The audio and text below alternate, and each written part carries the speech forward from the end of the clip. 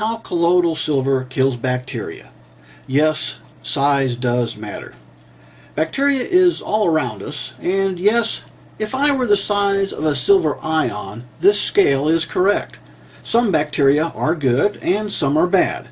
Nearly 99% of the good gut flora in your stomach are anaerobic, meaning they do not need oxygen to survive, unlike the bad bacteria, which are aerobic, meaning they need to create oxygen in order to survive, and this is key.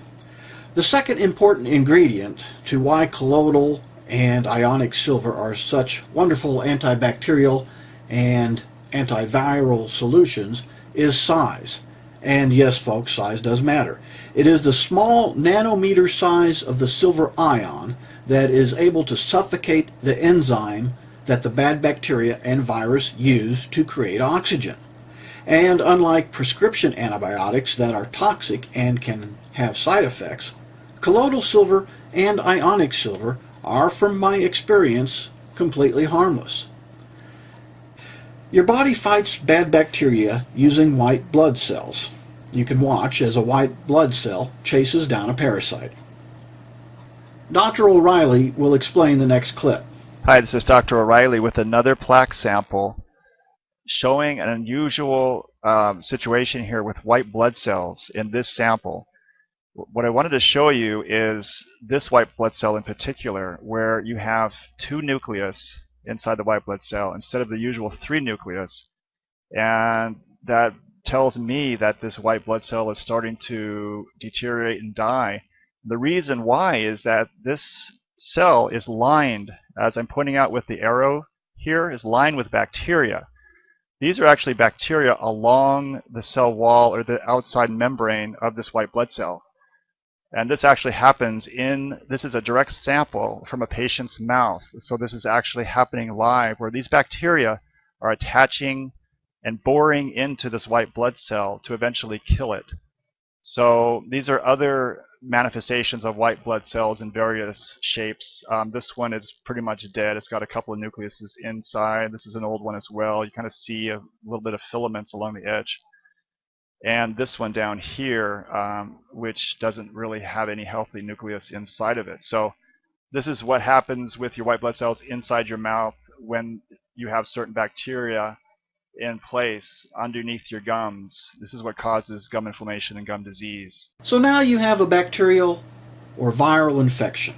The key is to target the problem area, topically with an ionic silver, also for the nose, eyes, ears, and mouth, and can be nebulized for the lungs. Internally, a true colloidal silver is most effective as it is not affected by the hydrochloric acid in the stomach.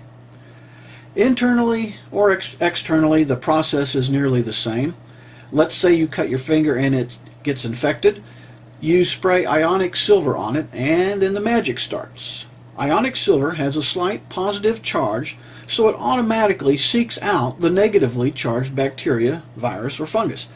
Millions and millions of super tiny silver ions have found their quarry and kill the bacteria by suffocating the enzyme they use to create oxygen without any toxicity. The bacteria die-off is discharged naturally. If you are severely ill and take an enormous amount of colloidal or ionic silver, you may temporarily feel ill, kind of like the flu, and this is due to the Herxheimer's effect. You can look it up. Herxheimer. Herxheimer. Again, here is where size matters. ppm, or parts per million, is described as 1 ppm is equivalent to 1 milligram of something per liter of water. If I say I have 1 part per million, but that part is the size of a cannonball, and I only have 1, that is not as effective as taking that cannonball and smashing it down into, say, 10,000 BBs.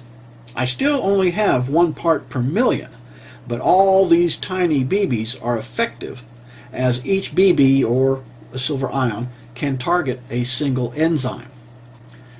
Now, how small is a nanometer? If you take a single strand of human hair and pretend that the width of the hair is equal to 1 mile, then a P placed inside that mile would be 1 nanometer. Now that's small. I am not a doctor and only provide this information based on my own research and observations. If you are ill, you should visit your doctor. Stay safe, stay well.